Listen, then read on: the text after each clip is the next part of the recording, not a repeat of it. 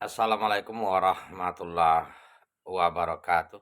Alhamdulillahirabbil alamin. Allahumma shalli ala sayyidina Muhammad wa ala ali sayyidina Muhammad. Salam toleransi. Izin saya menjawab pertanyaan saudara kita John ya. Bro, saya ingin bertanya. Alkitab dan Al-Qur'an itu beda ajarannya atau sama ajarannya? Terima kasih. Terima kasih kembali John ya. Sehat selalu ya Bang John. Baik, tentu Alkitab dan Al-Qur'an itu dikatakan sama tergantung cara menyikapinya ya. Apakah kita jujur menyikapinya, menilainya dan mengikuti apa yang ada tertulis? Tergantung ya. Namun kita tidak terlepas dari referensi terpercaya, bukan asal ngomong tanpa dasar ya. Ketahuilah bahwa setiap nabi yang diutus oleh Allah, nabi dan rasul Allah, itu untuk menyeru menyembah Allah. Tidak ada seorang nabi yang Allah utus yang menyimpang dari perintah Allah SWT.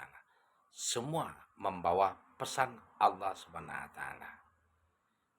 Sebagai contoh, di dalam surah Al-Maidah ayat 46, wa kufaina ala asarihim bi Isa bin Maryama musaddiqul lima baina yadayhi minat Taurat wa atainahul injila hudaw wa atainahul injila fihi hudawan nur wa musaddiqul lima baina yadayhi minat Taurat wa hudaw wa mau'izatal lil muttaqin. Sadaqallahul azim.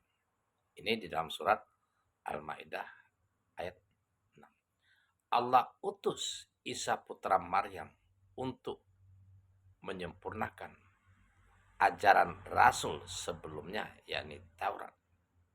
Diberikan Injil kepada Isa putra Maryam.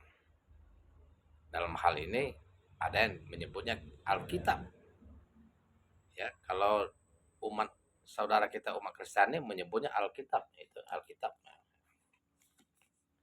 Ada juga yang namanya Bible. Saya dua namanya Alkitab semua ini kan. Ya, beda tahun. Ya, saya punya 3 buah Alkitab untuk belajar ya. Belajar apa sebenarnya kandungan setiap kitab yang ada. Jadi Allah utus, Allah berikan Injil kepada Isa putra Maryam, yang dalam hal ini yang saudara kita umat Kristiani imani menyebutnya Yesus Kristus, yang dipercaya sebagai Tuhan. Akan tetapi di dalam ayat ini Allah SWT menjelaskan mengutus Isa putra Maryam, diberikan Injil sebagai petunjuk dan cahaya membenarkan ajaran Musa, yakni Taurat, yang berisi pengajaran dari Allah bagi orang-orang yang bertakwa. Nah, ajaran yang di dalam Injil ini, Isa putra Maryam itu sebagai nabi utusan Allah untuk mentauhidkan Allah. Innallaha huwa rabbi wa rabbukum fa'buduhu haza siratul mustaqim. Dialah Allah, Tuhanku dan Tuhanmu, sembahlah Dia. Ini adalah jalan yang lurus. Az-Zukhruf ayat 64. Itu yang diajarkan Isa putra Maryam untuk Bani Israel. Ya, bukan untuk kita. Bukan untuk kita manusia di akhir zaman. Nah, Alkitab yang ada yang banyak Indonesia ya yang dipegang oleh saudara kita umat Kristen ini bukan Alkitab atau Injil yang zaman Nabi Isa putra Maryam. Injil itu sudah tidak ada lagi. Hanya penjelasan-penjelasannya di dalam Al-Quran. Dijelaskan di dalam Al-Quran apa yang terjadi dengan Isa putra Maryam. Sebelum kelahirannya, sama ibunya, ketika dia berdakwah, ketika dia masih kecil. Itu diceritakan oleh Allah kepada Nabi Muhammad SAW sebagai pelajaran untuk kita umat di akhir zaman. Lebih kurang begitu Pak ya. Ya, kita lanjutkan penjelasannya. Katakan tadi wahudau wa mau izotal mutakin, bahwa Injil yang diturunkan kepada Isa putra Maryam itu sebagai pengajaran petunjuk bagi orang-orang yang bertakwa, orang yang mentauhidkan Allah, orang yang mengesahkan Allah, orang yang mengimani bahwa tiada Tuhan selain Allah pada saat itu untuk Bani Israel. Nah, di dalam ayat selanjutnya Al-Maidah 47, wal yahkum ahlul injili bima anzalallahu fihi wa man lam yahkum bima anzalallahu faulaika humul fasikun. Hendaklah, kata Allah, pengikut Injil